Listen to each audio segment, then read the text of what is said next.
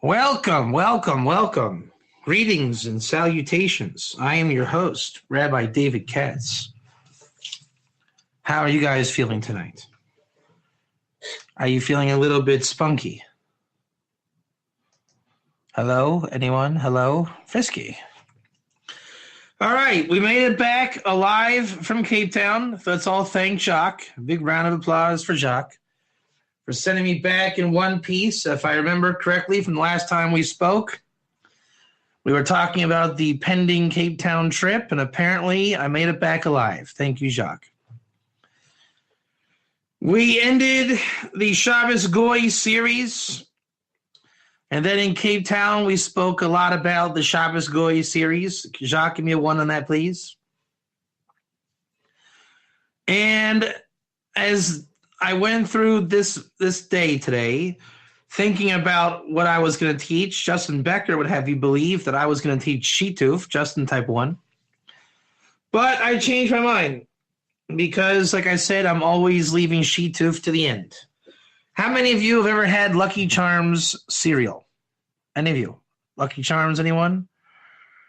I don't know about you, but I always, what do you do, Justin? How do you eat Lucky Charms? Do you have a way of eating it?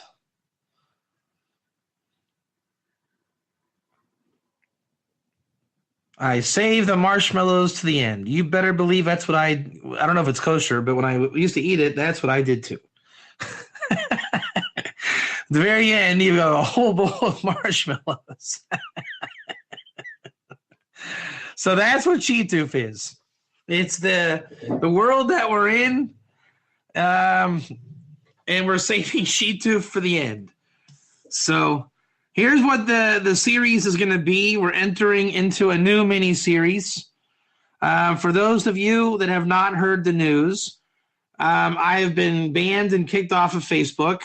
I'm joking. I left on my own volition. Thank you, Jacques. In Cape Town, we realized that we got to get this thing up to the next level, and little bickering controversies in Facebook forums is not where I want to be, thank God. So as the website is being built, I have removed myself from Facebook discussions simply because it's inappropriate at this point going forward. I do have Messenger on my desktop. That's where I'm working. Basically, I've moved off of Facebook and into Messenger. I don't know if you guys know this, but Facebook has a website called messenger.com, which is what they use for Messenger. It's very nice. So I will have Messenger open. God willing, the yeshiva will be open. Giving class, obviously, in the yeshiva. That's what we are here for tonight, is it not? And emails, answering questions. Skype is always an option for those that want to talk to me. Basically, nothing changes.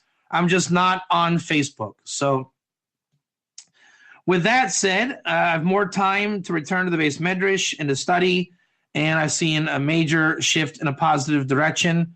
I think it's going to be good for everybody. And we have a kind of a general challenge to the Ger community, and that is everyone to up their game, stop bickering, and start promoting light, and let other points of view remain doing what they do. We don't need to entertain that. I think we've proven Ger's right a billion times. Let's do this the right way. I think it's ready. I've had some great meetings since coming back from Cape Town. Everyone's pumped. Everyone's primed and ready for the reboot 2.0. So let's do it right? With that said as well, the series that we're going to do, I don't know what we're calling it, but according to what we do with Ger Torah and Noahide Halacha, I would say the name of the series is going to be called Making Gerim Alongside Noahide Ideology. Okay? Making Gerim Alongside Noahide Ideology. To the point where we will say that the concept of making Ger is the same derivative in sources as Noahide ideology. All right. And we're going to outline what is Noahide ideology, what is making Gerim, And I intend on this series being my most up-to-date model of Ger Torah. So usually I give this at the wall. If you want to go freeze at the wall, you can do that. I choose not to, which means the wall class will continue when it's spring. It's cold there. So we're going to use the Dinim class to give over the updated Ger codes and Torah and oscillate it and compare and contrast with Noahide stuff. So this will be a long, long series. I don't know how long. Maybe 4 classes, maybe 10. I don't know. But I think that Cape Town really got a handle on the whole sugya, just through discussions and meeting people down there and upon coming back and learning. So I don't know about you guys, but are you ready to rock? Are you ready to dig out what is Noahism and what is Gerism? Because I'm ready. I'm pumped and psyched and ready to go. What about you? Hello, hello, hello. No one's responding. No one's here. All right. There they are. Okay. They showed up. All right. I don't know or have in mind any order, and I just got it all in the front burner of my brain. So just try to follow where I'm going. It'll take its mazel. The class will shape up, and we'll figure out what we're doing in terms of the agenda laid out in the order, what I'm trying to prove and show. Again, I got it in my mind. How that comes out in real time, you got to plug in and strap in and wait and see. Who's that? That's somebody who wants access.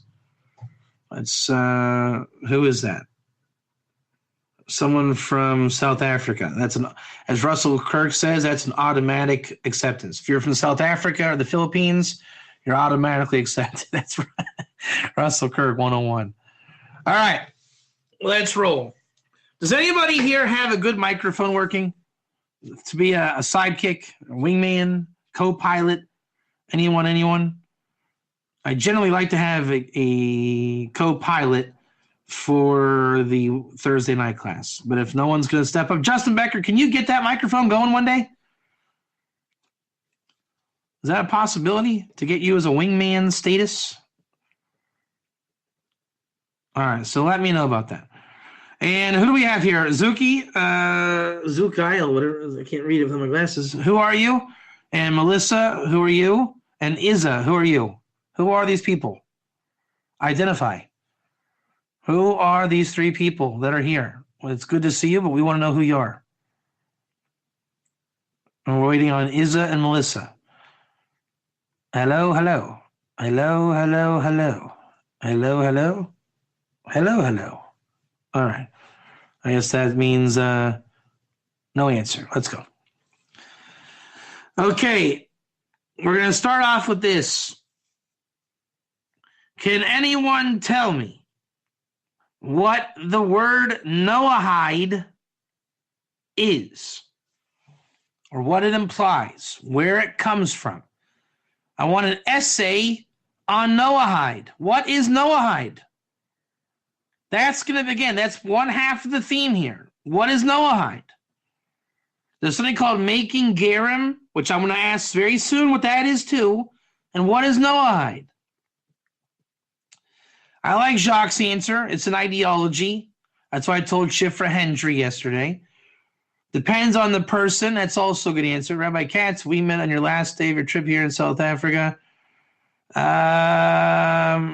Sydney's wife?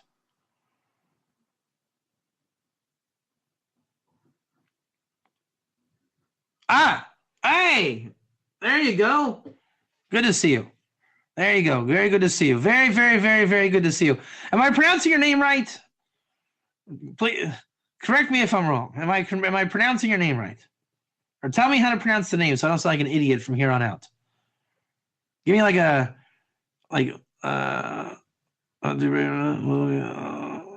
Hello, Izza.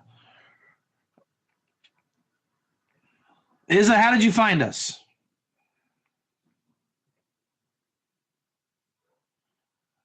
And give me like a open mouth. Zukile? Is that right? Zukile?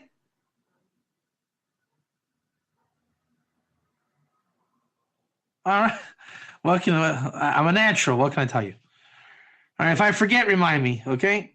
All right, is it good? Thanks to Nativ. Good to see you. All right, what is a Noahide? What is a Noahide? What is Noahide? We'll throw a curveball question your way. What language is the word Noahide? What language am I speaking when I say blah, blah, blah, Noahide, blah, blah, blah? What language did I speak in? What language did I speak in? Jock, don't be cute. I'm speaking in English. Noahide is spelled Noahide. Noahide. Everyone type one. Type one quickly. Type one, type one, type one. That is an English word. Now, everyone that comes to my Mishlei class, Justin Becker, knows that I like to get into etymologies. Is that correct, Justin B? I like to throw in etymologies and linguistic little curveballs. So I'm going to give you an example before continuing. Are you guys ready for an example? Are you ready for an example? Okay. Have any of you ever heard of this English word / concept called glasses? There are actually people that have wire-type frames with glass lenses inside, and they put them on their face, over their eyes, across the bridge of their nose in an effort to see better. They call it glasses in English. Are any of you familiar with this concept called glasses? Okay. So in modern Hebrew, a language that has been redeveloped over the last 150 years, do not confuse it with biblical Hebrew. And there's much more to be said about that, but we're not going to get into that right now. Modern Hebrew, what the Israeli people speak, some people call that language Israeli, is 0% related to what you read in your Humash, right? The Torah itself is not modern Hebrew. Type 2 if that's a Chiddush for you. Type 1 if you've already known that. Type 1 if you know this. Type 2 if this is a shock. Okay, Zukile, you just learned a Chiddush. Mazel Tov, you now know that what Israelis speak is not authentic Hebrew. Type 1 for confirmation on that, please. Type 1 for the confirmation. There you go. So now in modern Hebrew, and let's try to call that Israeli. I have a book on linguistics that calls it Israeli. And in modern Hebrew Israeli, they call glasses mishkafayim. Type 1 if you heard me correctly. Mishkafayim.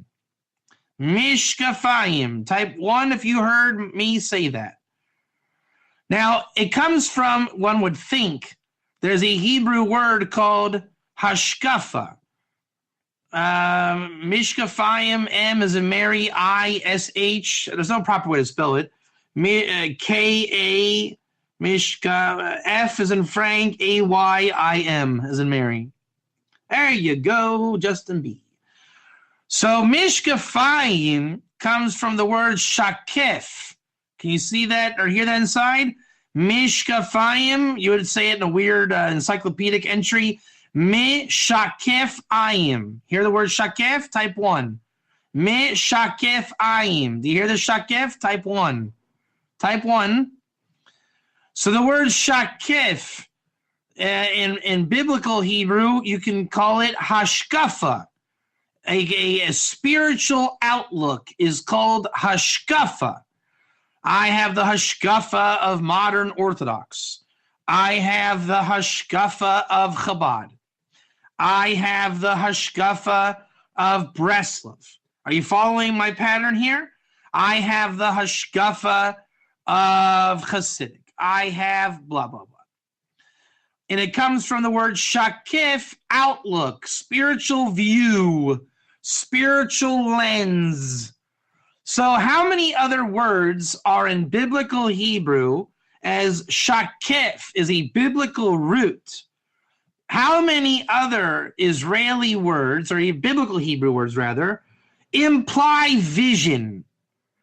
chazon, chazar, roe. So there's at least a couple more. And the question they ask Ben Yehuda, why didn't he call glasses roaim, choznaim? Type 1 if you hear the question. Why aren't glasses called choznaim, roaim?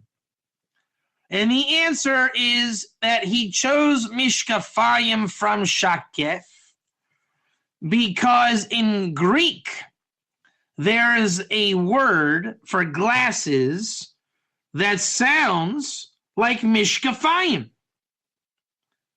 So why did Ben Yehuda choose mishkafayim? Because it sounds like a known Greek word. And you'll say, Rabbi Katz, that's far-fetched. I don't see what you're saying.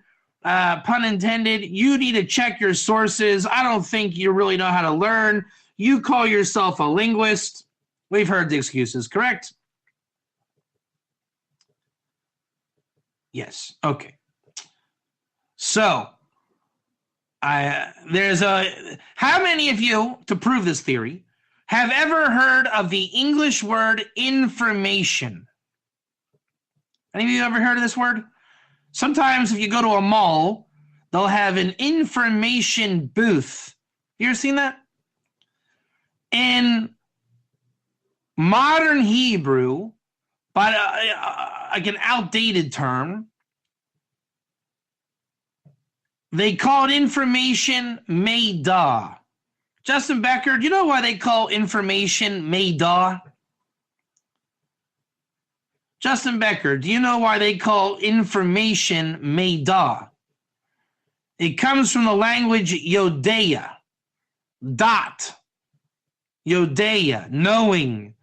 So meidah is some kind of modern Hebrew meidah, knowing, information-ish kind of thing. Type 1. Everyone should type 1. So here's the big shock here. You ready? Modern Israeli has changed the word for information. No longer is it intellectually elite to call information meidah. You know what they call information now in Israel? Who knows? Who knows this answer?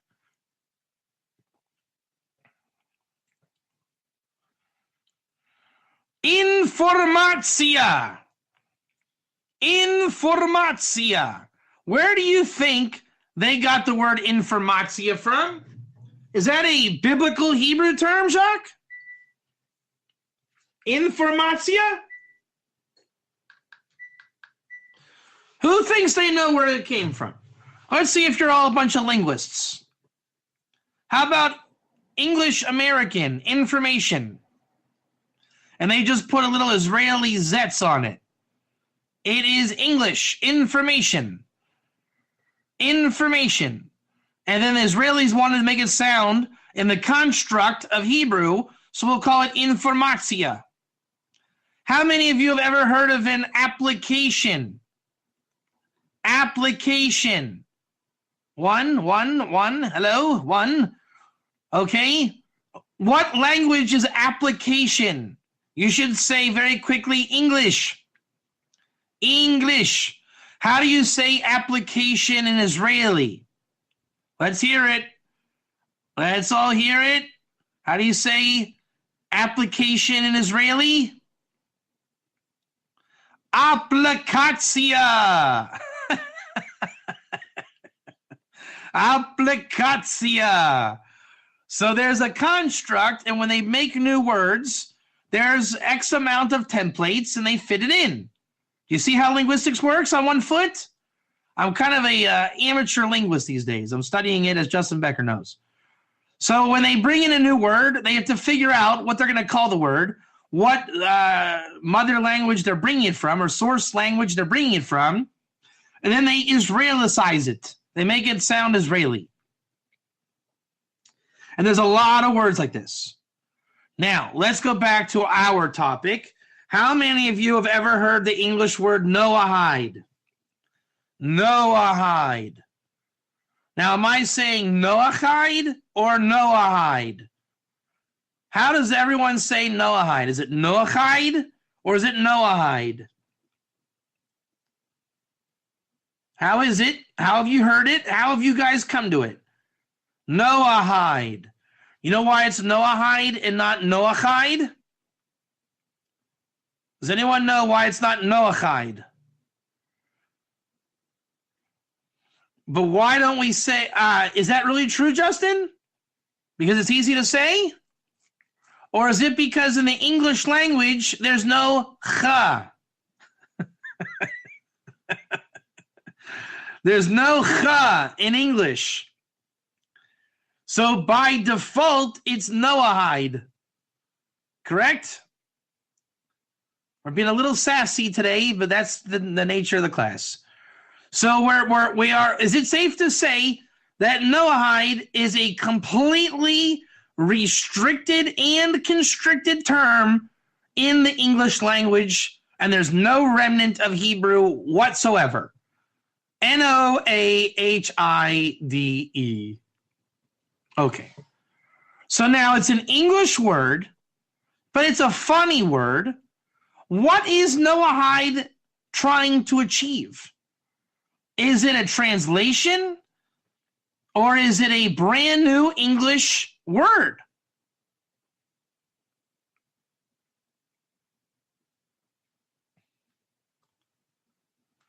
These are all good answers. I'm just trying to rack my brain. What do you call, and in linguistics, I forget the term, what you call a word. What's a word in linguistics? I gotta look this up. Hold on a second. This is driving me crazy. This is a good word. You gotta know this word. Hold on. This is a very, very, very good word. Know this word. No, linguistics is all about the vocabulary.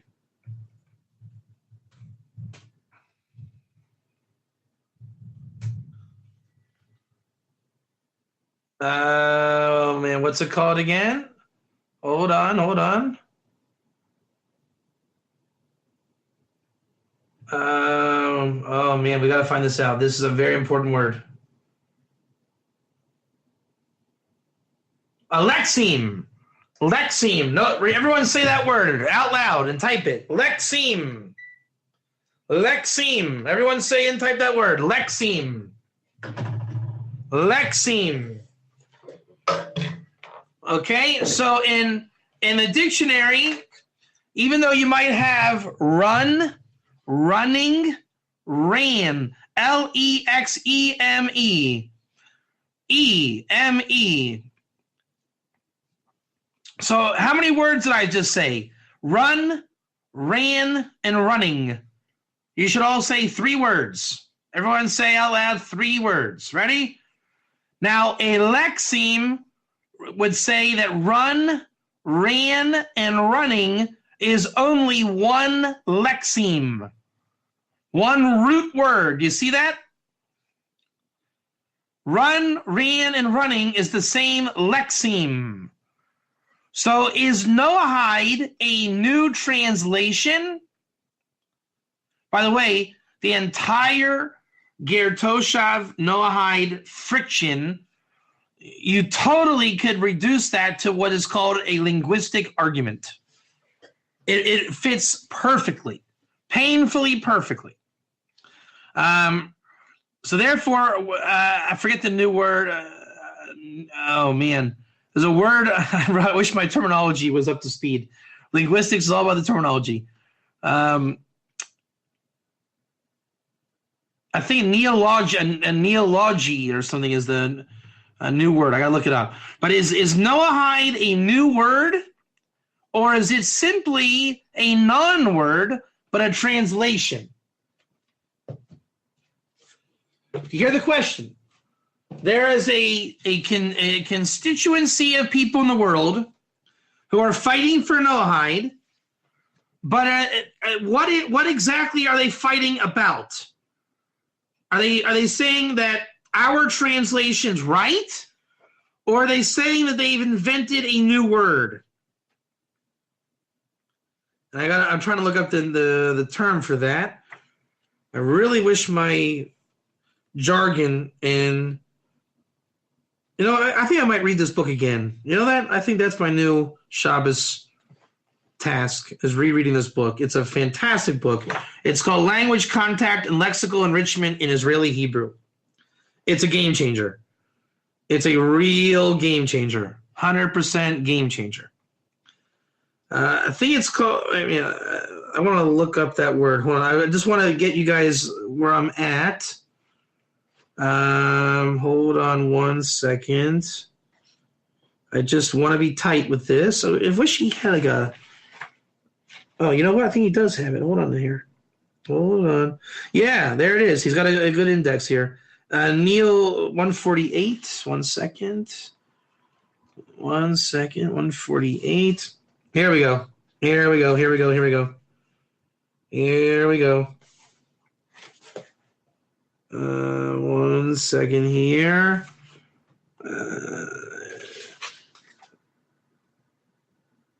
Neil, hold on.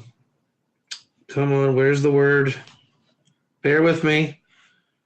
This is extra credit work we're doing here. This is not part of the class. This is called extra credit. Why do we do extra credit? Because we always do the longest way possible to learn the most amount of information. Type 1. Let me use Rabbi Google. Wait. Rabbi Google needs to help me out here. Rabbi Google, please help me out. I think it's called neologism. It's the arts, yeah. So the word is neologism. Here, this is important for you guys. I want everyone to read this. Ready? Go here. Do your homework. There it is. There it is. There it is. There it is. Neologism is the name for a relatively new or isolated term. See how that's Noahide? What do you call the unit of a neologism? Let's see here. A neologism is the name. So there's your answer. Noahide is a neologism. Am I even pronouncing that correctly? Let me see here. Neologism. Neologism. There it is. Neologism. Neologism. Yeah, okay, there it is. Neologism.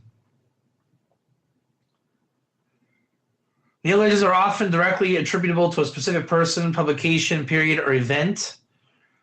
Okay. A proponent of a new word or doctrine may be called a neologist.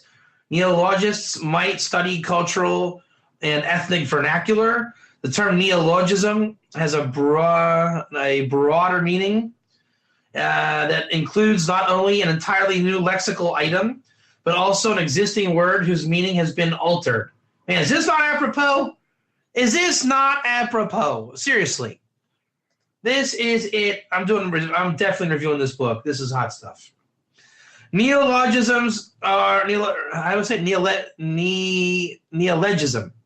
Neologisms are usually introduced when an individual or individuals find that a specific notion is lacking a term in a language, or when the existing vocabulary is insufficiently detailed. Okay. Now, can we all agree that Noahide is a neologism? I'll give you guys the link for the book. This book will change your lives. It's a very difficult read, and you got to look up a lot of stuff. But it's worth it. Here, language, context. Oh, contact, sorry. Contact. And lexical. There it is. And let's take it to Amazon. And go like that. And go like this. And go like that. And go like that. This book will change your lives. There it is. This book will change. It's expensive, but this book is like revealing everything you ever need to know about the Noahide Ger issue. And I'll tell you, there's another book that you should read in conjunction with this. Oxford Language. Hold on a second.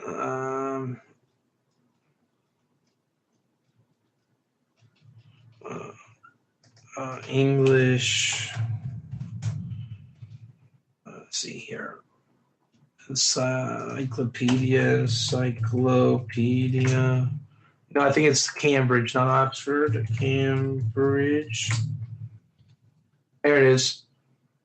There it is. This book will also, this is your homework. For those of you that want to get serious, read these two books. Read the Cambridge one first, and then the lexical one.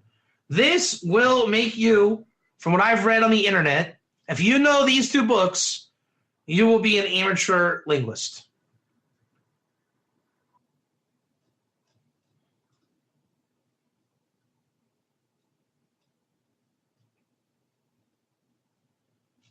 Okay. All right, that's my little introduction there. So now that we've established that, Noahide. Yes, Jacques, fascinating. Noahide is a new lexeme. It is an attempted neologism, type 1. Is Noahide a translation or a new lexeme? What do you think? Now, this question that I just asked you is the essence of linguistics. The essence of linguistics. How many of you have heard of the Greek concept logos? Logos. This is logos. When you try to answer that question, it is the essence of not Torah. Why? Because what the linguist is trying to do is to answer the person that what's the name of that thing again? When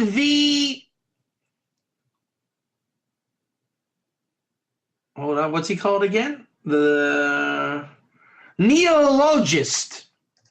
When the neologist invented the word, type 1, everybody. When the neologist invented the word, about 100 years ago, there was a neologist named Bob, type 1. And Bob came out with a word called the kazoo. Everyone type 1 for Bob. He was a neologist who came out with a neologism called the kazoo. And now scholars at Rabbi Katz University are studying what was Bob thinking when he called the kazoo a kazoo. Type 1. Some say that Bob named the kazoo after the Latin word kozlahu, which was a party horn used in ancient Rome. Did you know that? Type 1. But others argue that Bob was speaking about the Greek term kozlehu, which was a horn used before war, and they would blow it. Some say kazoo is a hybrid of ka and zahu, coming from two Arabic words. Ka meaning like, and zahu, a ram's horn. Type 1. What was Bob thinking when he named the kazoo? Does anyone know? The linguist wants to know, what was Bob thinking? What is the etymology of kazoo? No, Justin, that was Kalamazoo. Bob's last name was Kalamazoo, which is a coincidence. What was Bob thinking? Does anybody know?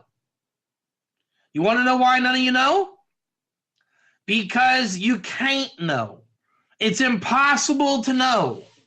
You will never, ever, ever, ever, ever, ever know. Bob is dead. It's not a made-up word. Bob did have a thought when he made the word.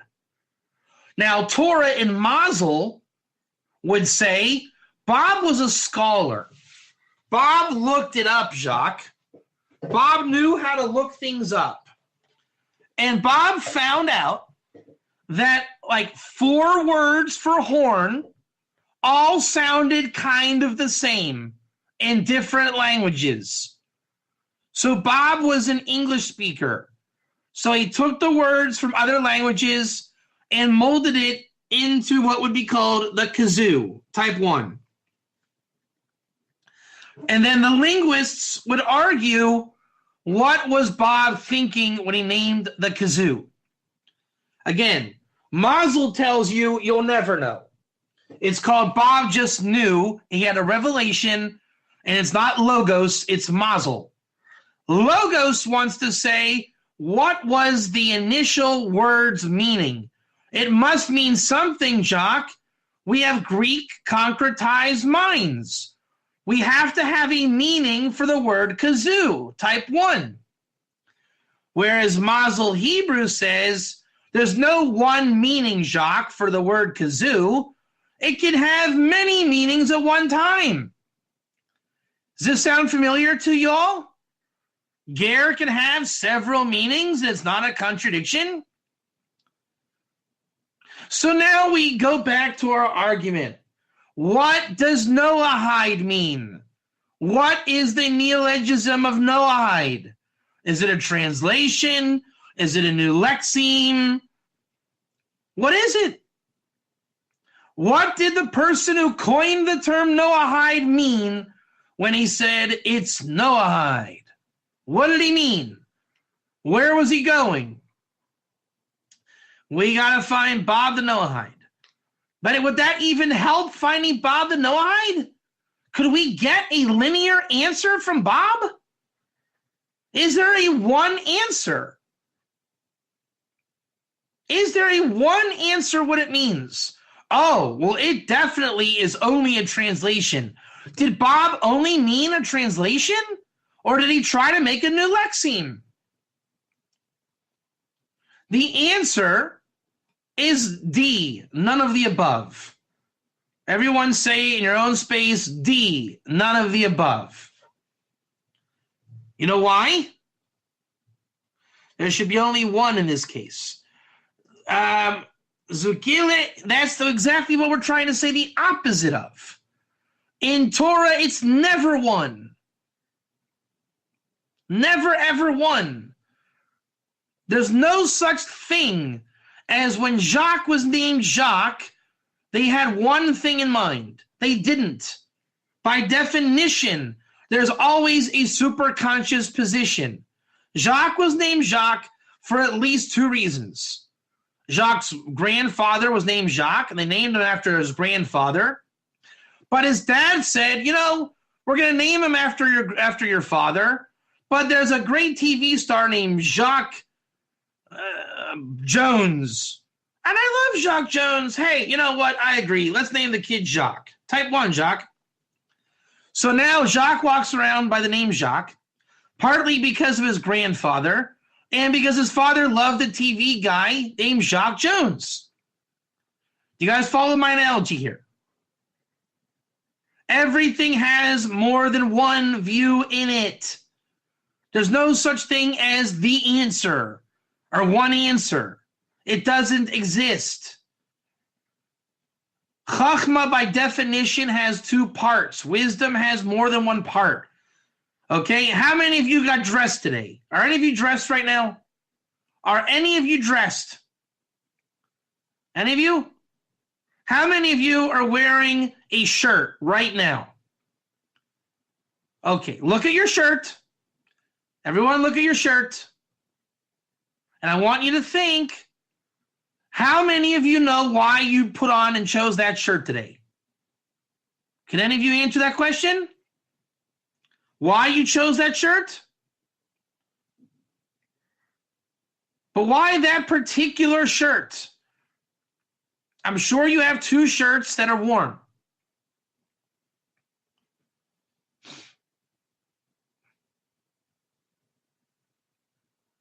There's many reasons. Justin Becker, do you like your shirt?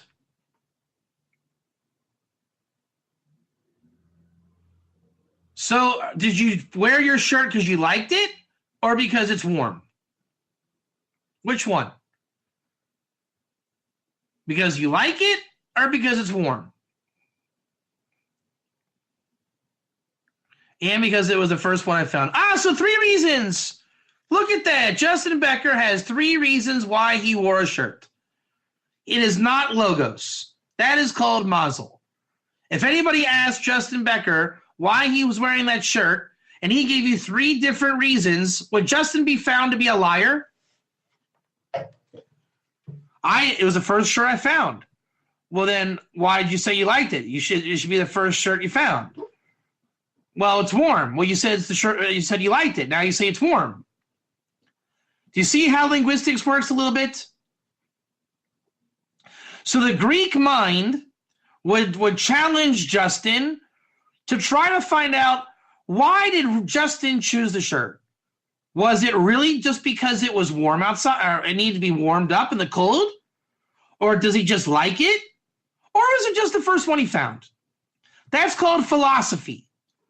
The Greek philosophy would try to figure out exactly why Justin chose his warm shirt, despite the fact that it's the first one he found. Jewish Torah Mazel says, everybody relax, Justin simply is wearing a warm shirt. You don't need to find out the theory of why. Just accept the fact he is wearing a shirt. Now, there are reasons in him why he chose that shirt. We don't need to boil it down to one reason. It may be interesting to discuss the reasons, but there is not one reason. Now, when dealing with the Noahide question, what we can say definitively is one thing. Can we assume or entertain that Noahide may be some type of translation? Type 1. Because it's obviously not a known English word. I never met a man named Noahide. I never ate Noahide soup. I never saw Noahide the TV show. And I don't wear Noahide shoes. Type 1. I'm pretty sure there's no borrowed word called Noahide. Probably not in Greek, probably not in Latin, probably not in Russian, and probably not in Arabic, and probably not in Antarctican. Type 1. So we can assume that it is some kind of attempted translation of something. Type 1. Now here's your $1 million question. Is Noahide a translation of B'nai Noach?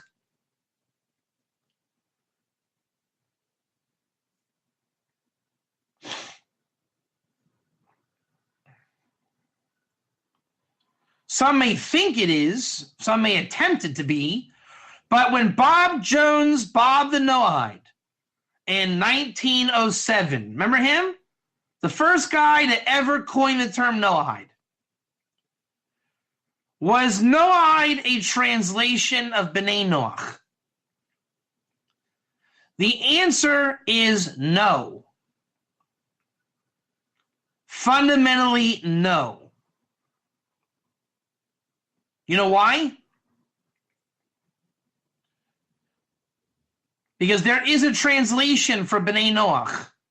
You know how to translate B'nai Noach into English?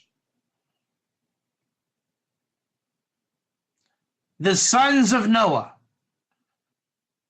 if they wanted to translate the B'nai Noach into English as I am a Noahide, they would say, I am the B'nai Noach.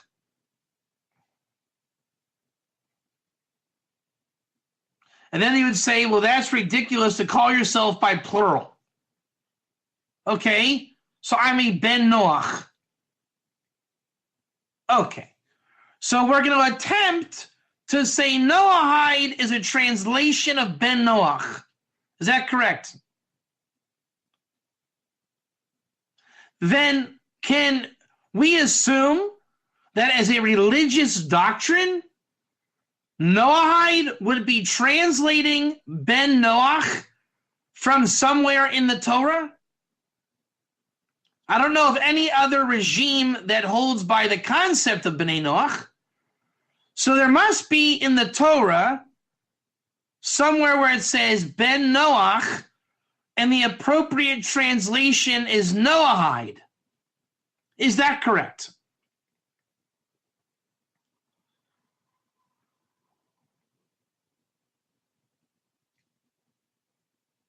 Now, we can already throw a curveball. When Bob the Noahide made the translation, theoretically, of Noahide and Ben Noach, was Bob translating from the Chumash or from the oral Torah? What do you think? If we are going to play and entertain the translation theory, was Bob translating from the written or oral Torah? Jacques says oral Torah. Justin says written Torah. Justin, is Ben Noach written anywhere outside of Noah and his literal sons? Does it say anywhere in the written Ben Noach? No. So if they are attempting to translate, wouldn't it be nice to have a term to translate from? Okay, it must be the oral Torah. Jacques would tell you, Jacques, I love you for this one. If Noahide is a translation of Ben Noach, what's the source that you're translating from? Simply, I would like to see the source that you are referring to as Noahide that was translated from Ben Noach.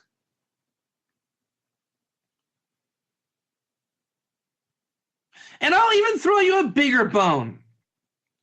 A lot of our friends online like to quote the Gemara Talmud Sanhedrin 58 that talks about the 7 laws of Noah. Have you guys ever heard of the Sheva Mitzvahs B'nai Noach, translated as the 7 laws of Noah? You guys ever hear that? So the Talmud in Sanhedrin deals with Sheva Mitzvahs B'nai Noach, 7 laws of the sons of Noah. And in that Talmud, it talks about the Ben Noach.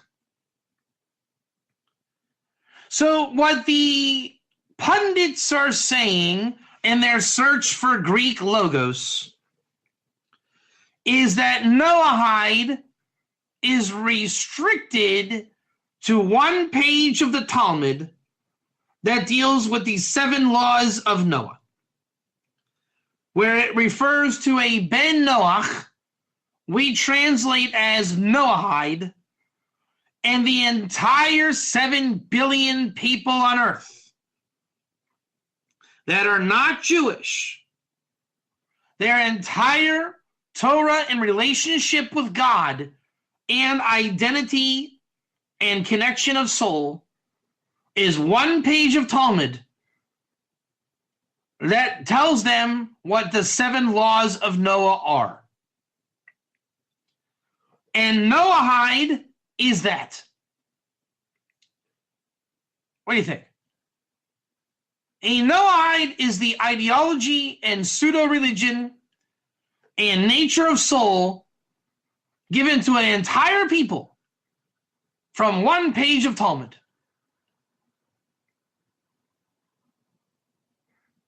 Well, not only is it boring, but the Noahide advocates bring us passages from other places in the Talmud. How is that possible? How is that possible? And guess what?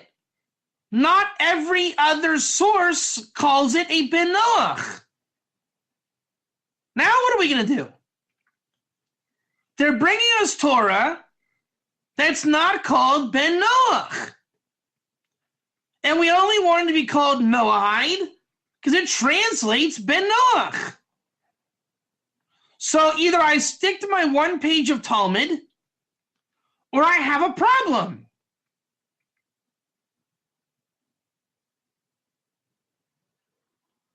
Guess what a person is called who attempts to keep the 7 laws of Noah in his plight to be a Ben Noach.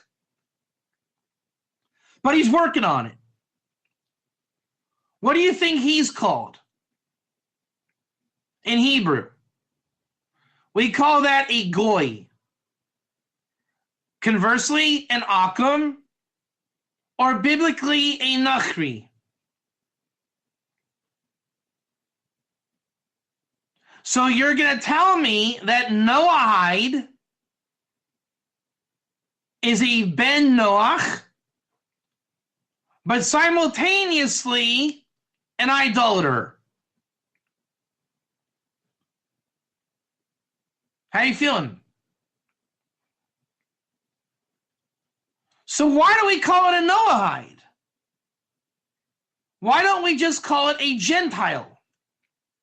Wouldn't that be better? The translation of a non-Jew generally is a Gentile.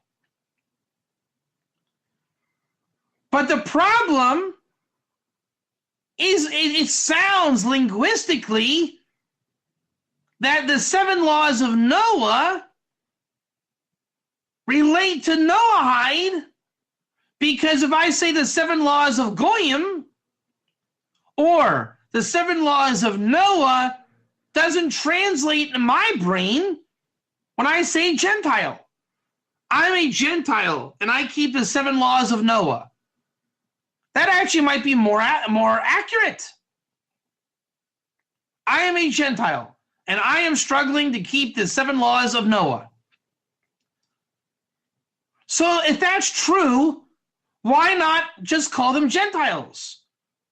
Why are we calling it Noahide? Because they're actually Gentiles. Hebrew translated Goy Akum Nachri. So it sounds like Noahide is an attempt to sound linguistically like B'nai Noach, type 1. Remember what glasses is in Hebrew? Mishkafayim? It's really a Greek word for glasses. It doesn't mean to look at all. The word selection came primarily from Greek. And it had a little bit to do with vision. So now I'll ask you again. Is Noahide really a translation or an attempt more so to being a lexeme and neologism? It's a neologism. It's a lexeme, which means they have coined a new word. They have coined a new word in the most classic way that linguistics works. It doesn't get more classic linguistically, does it? They followed the pattern of linguistics to a T. You don't get more perfect linguistics. And then they try to Greek it by calling it logos, discussing what it is. And I'm telling you what it is not. It is not a translation of the topic of 7 laws of Noah, or the children of Noah, or a son of Noah. We have proven linguistically it's not a translation. Type 1. So the question becomes, 100 years from now, when Bob the Noahide writes his dictionary, what will they call the Noahide in the dictionary? And what will the etymology of Noahide be?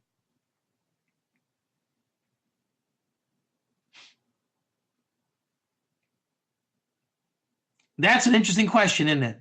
Because right now we're in the middle of history. History is happening. A new religion is forming in our midst.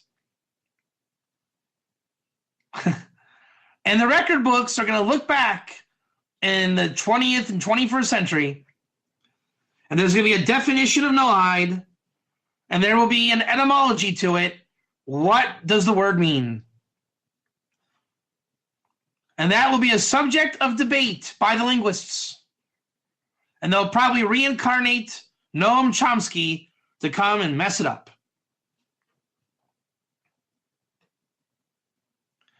So can I tell you what a Noahide really is? That sounds like a dodgy thing to say, doesn't it? I'll tell you what it really is. Buy my book for $39.95. But we know what it is, because we work with Noahides. Noahide is a lexeme. It's a word.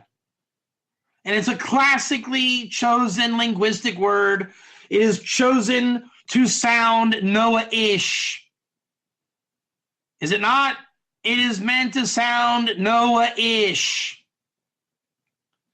Remember we said it's not called Noahide, it's called Noahide. If it was Noahide, it would be Noahism as a definition. All about Noah. All about Noah. So then you have to ask yourself, why don't they call it Noahide? The answer is Noahide has nothing to do with Noah. Outside of cute little gadgets to buy on a website, buy our book with Noah on the cover with the giraffe and the boat. How many of you guys want to buy a picture frame with a giraffe and a boat? We are the Noahides. Let's be cliche with our rainbow. Hey, there's a lot of rain outside. Hope it doesn't flood. Right? So if the religion was called Noahide, then it would be all about Noach. That might be not a bad alternative. A religion, no more Yeshu, no more Avodah Zarah. Our spiritual leader and the prophesied Messiah will be the second coming of Noah. That's a pretty good religion. Let's do it. Let's make a new religion. Noahide, the second coming of Noah. We believe that there will be a flood in the end of days, and God will send Noach 2.0 rebooted to save the world and bring mankind into the 7 Noahide laws. Our slogan will be, No Noach.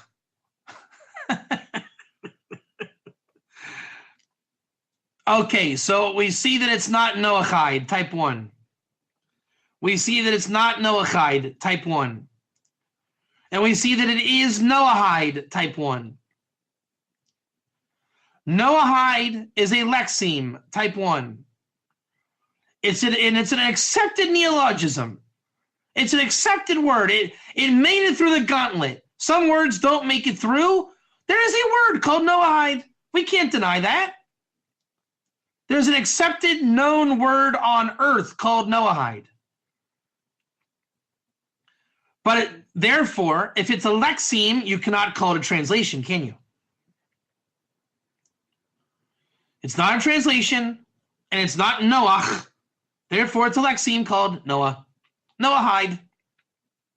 And it has, is Noahide based on Noah or the sons of Noah or a son of Noah or the 7 laws of Noah? Which one do you think it is? What is Noahide really trying to say and base itself on? Which one is it? Is it a movement of Noah? A movement of the sons of Noah? A movement of the 7 laws of Noah? Is it a religion of worshiping the sun? I don't know. What is Noah? 7 laws in monotheism. I agree with you, Zucchini. I absolutely agree. I think we should all type 1. Let's agree with that. 7 laws in monotheism. Isn't that called an ideology? Would you call that an ideology? I'd call that an ideology. Let's look up how many of us actually know what ideology means. And let's look up the superconscious non-logos position of what is an ideology. I'm an amateur linguist. Let's give it a go. As my friend Amna would say, I'm a low-grade amateur linguist. A bit caliber, Jacques, a bit. Ideology, visionary theorizing, a systematic body of concepts, especially about human life or culture. A manner or the content of thinking characteristic of an individual group or culture. The integrated assertions, theories, and aims that constitute a socio-political program. Can we agree that it's an ideology?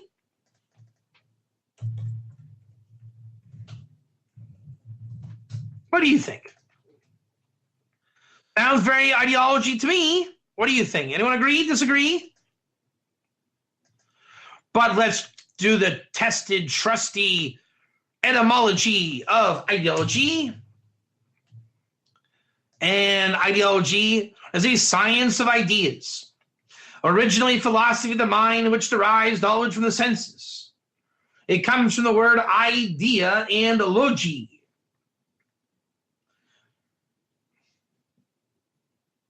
Systematic set of ideas, doctrines to which the world is interpreted. What does idea mean?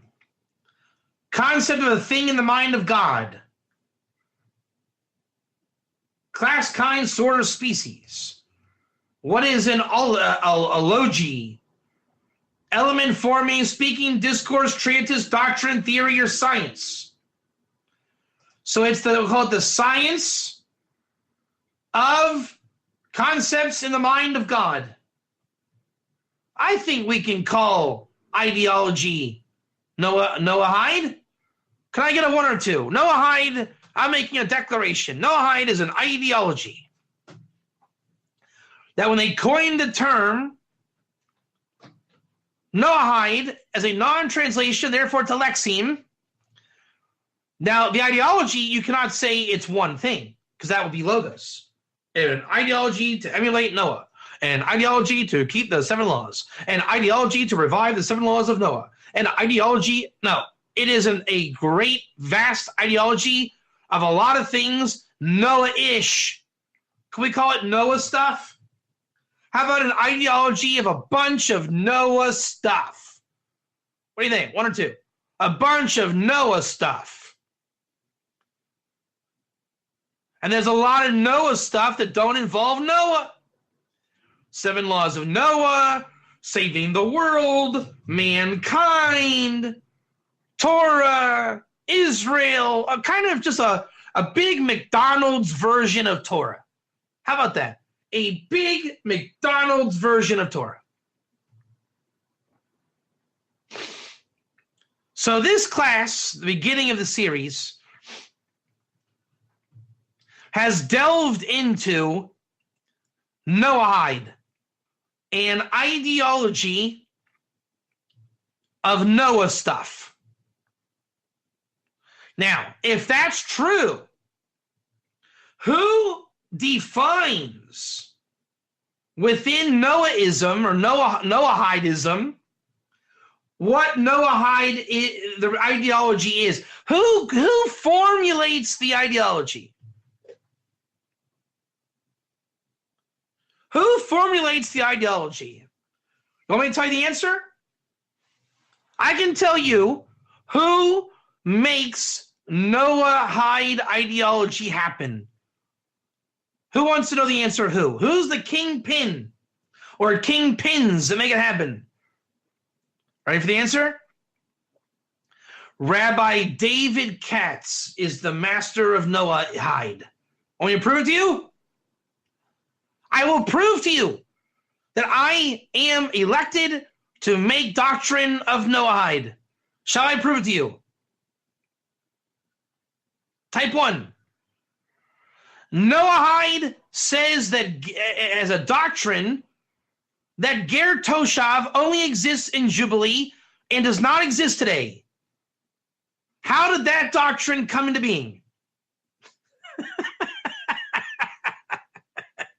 Come on, you gotta love that one. Where did the Noahide doctrine of there's no Ger Toshav happen? It's called We the Noahides have responded to Rabbi David Katz's claim of a Ger Toshav today. Am I wrong?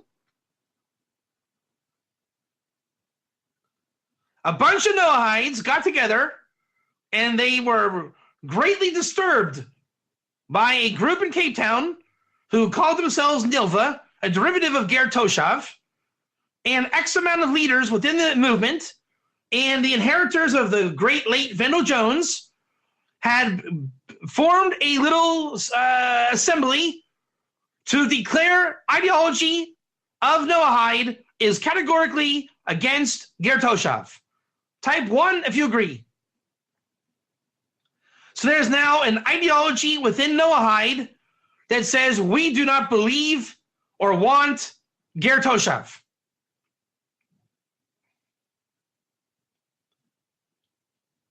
What do you think, Justin? Pretty incredible, isn't it? Pretty incredible claim. Now, just as fast as Noahide has a doctrine to reject Ger Toshav, theoretically, the powers that be could come together and say, we, the Noahides, have come to terms and realize that there is Ger Toshav today. That could happen. The point is that the Noahides themselves and the Noahide rabbis have a doctrine in their ideology that lets them make halacha as they see fit. They can change halacha as they see fit. One could call that dogma. Another could call it the doctrines borrowed from modern orthodoxy. And therefore, that is part of what Noahide is. And they didn't even know that they had this in there, the Ger Toshav element, until Rabbi David Katz came and said there is Ger Toshav, based on Torah. Noahide at that time realized more of its identity, and it bought into its identity and is suffering the consequences of its own identity.